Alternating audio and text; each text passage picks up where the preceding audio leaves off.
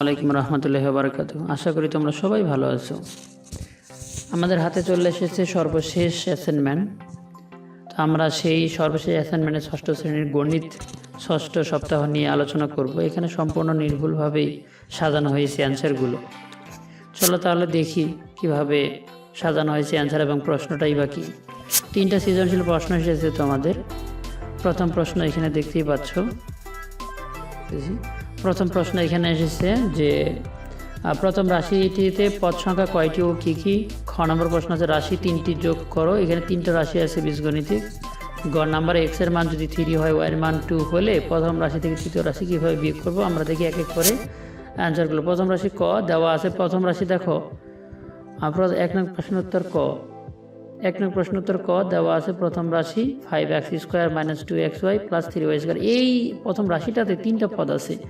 এই 5x² একটা, 2xy একটা এবং কি 3y² একটা। তো রাশির পদ সংখ্যা 3টি যথাক্রমে এই 5x², 2xy, 3y²। দ্বিতীয় প্রশ্ন ছিল রাশি 3টির যোগফল। তো 3টি রাশি যথাক্রমে 5x² - 2xy + 3y²। আর দ্বিতীয় পদ ছিল x² - 3xy আর তৃতীয় পদ ছিল -y² + 5xy। রাশি 3টির যোগফল তাহলে 3টা রাশি, এটা হচ্ছে আমাদের প্রথম রাশি প্লাস দ্বিতীয় রাশি প্লাস দ্বিতীয় রাশি প্লাস তৃতীয় রাশি।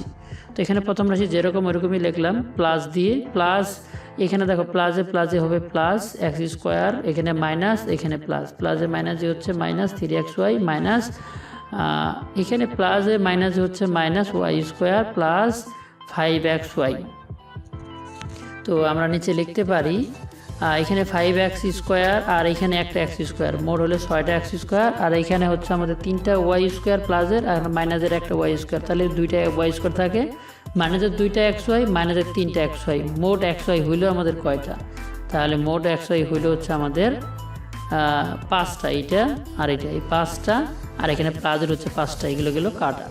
তাহলে থাকলো আমাদের 6x² + 2y²। তাহলে আমাদের এখানে 2 কমন নিতে পারি। 2 কমন নিলে এখানে দেখতে পাচ্ছি এখানে থাকতেছে 6কে 2 দ্বারা ভাগ করলে হচ্ছে 3x² প্লাস এখানে 2 বাদ গেলে y² হচ্ছে। প্রশ্নের উত্তর প্রশ্নের উত্তরে x আর y এর মান যদি x এর মান 3 y এর মান 2 হলে আমাদের কিভাবে এটা করবো সেটা আমরা দেখবো। রাশি প্রথম রাশি থেকে তৃতীয় রাশি বিয়োগ করে পাই। প্রথম রাশি হচ্ছে এটা বিয়োগ আর দ্বিতীয় রাশি হচ্ছে আমাদের এটা আমরা বিয়োগ করে দেবো। বিয়োগ করলে মাঝখানে মাইনাস চিহ্ন বসবে। মাইনাসে কী হবে +y², মাইনাসে প্লাসে -5xy। তো এখানে আমাদের দেখি যে মাইনাসে 2xy মাইনাসে 5xy মোট হলো -7xy প্লাসের 3y² প্লাসের y², মোট হলো 4y²। আর নিচে হলো 5x² দেওয়া আছে। x = 3, y = হচ্ছে আমাদের কত 2। তাহলে 5x² - 7xy + 4y²।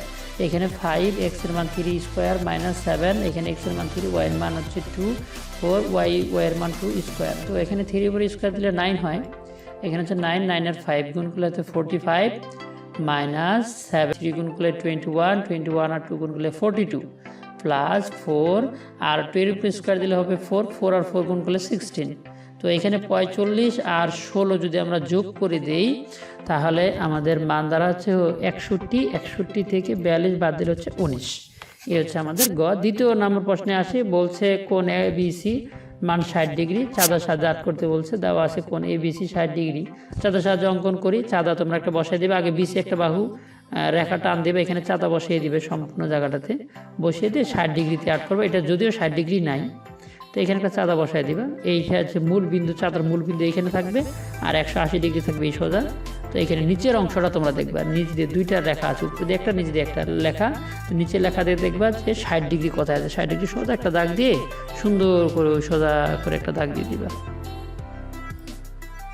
এটা করে দেখ সোজা হবে। এই হচ্ছে 2 এর ক। 2 এর খ বলছে এই যে আমরা যে 60 ডিগ্রি অঙ্কন করলাম এটাকে মিডিল মানে মধ্যবিন্দু আট করতে হবে।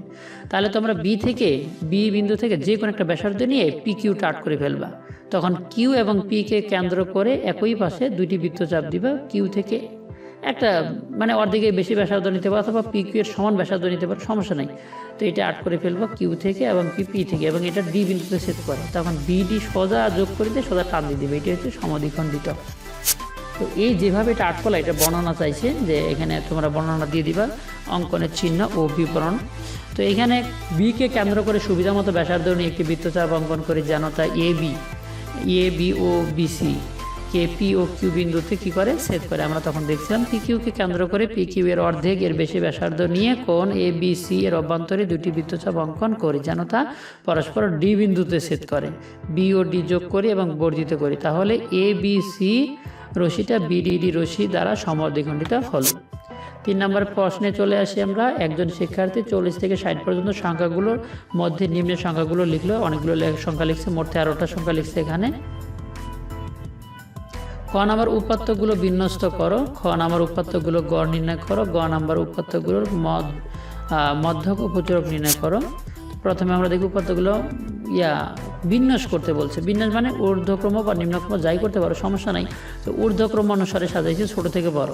তো প্রথমে 42, 43, 45, 45, 45, 45 মোট 3 বার আছে এখানে, 47, 47, 48, 49, 50, 57, 58, 60। তো এই হচ্ছে সংখ্যাগুলো। খ নম্বর প্রশ্ন করছে যে এর গড় নির্ণয় করো। গড় আমরা জানি সবগুলো সংখ্যার যোগফল, মোট যোগফল হচ্ছে আমাদের কত 636, আর উপাত্তগুলোর সংখ্যা হচ্ছে আমাদের 13। তো উপাত্তগুলোর গড় হবে উপাত্তগুলোর সমষ্টি উপরে লিখবো আর নিচে লিখবো উপাত্তগুলোর সংখ্যা। তো 636 ভাগ 13 সমান সমান হচ্ছে 48.92। এরপরে উপাত্তগুলোর মধ্যক ও প্রচুরক নির্ণয়। উপাত্তগুলোর মধ্যে সংখ্যা হচ্ছে 13, আমরা জানি যে মোট উপাত্তগুলোর সংখ্যা 13, যা বিজোড় সংখ্যা। বিজোড় সংখ্যার মধ্যক নির্ণয় সূত্র হচ্ছে বিজোড় সংখ্যা যোগ 1 ভাগ 2তম পদ। তো 13 আর 1 যোগ করলে হচ্ছে 14, 14কে 2 দ্বারা ভাগ করলে হচ্ছে 7, 7তম পদ। 7তম পদ হচ্ছে 47। তোমরা যদি প্রশ্নটা দেখো এখানে দেখতে পাবা 47 দেওয়া আছে। এই হচ্ছে আমাদের প্রথম পদ, 1 2 3 4 5 6 7। এই 7তম পদ হচ্ছে আমাদের 47। 7তম পদ আমরা 47 দেখলাম। এরপরে আমরা একটু দেখি, যেহেতু আরও মধ্যক প্রচুরক চেয়েছিল, যেহেতু উপাত্ত 45 সর্বাধিক 3 বার আছে, 45 তোমার 3 বার আছে দেখিনি ওখানে, তাই প্রচুরক হবে 45। এই হচ্ছে তোমাদের পুরো অ্যাসাইনমেন্টের অ্যান্সার। আশা করি তোমাদের ভিডিওটি ভালো লেগেছে। ভিডিওটি ভালো লাগলে লাইক করবে আর তোমাদের বন্ধুদের কাছে শেয়ার করে দিবে। আর কেমন হয়েছে অবশ্যই কমেন্টে জানিও। আর যদি কোনো জায়গায় বুঝতে সমস্যা হচ্ছে কমেন্টে আমাকে অবশ্যই জানাবা, যাতে আমি তোমাদের কমেন্টে সেই অ্যান্সারটা দিতে পারি। আর আমি সবগুলো কমেন্টেরই অ্যান্সার দেওয়ার চেষ্টা করি।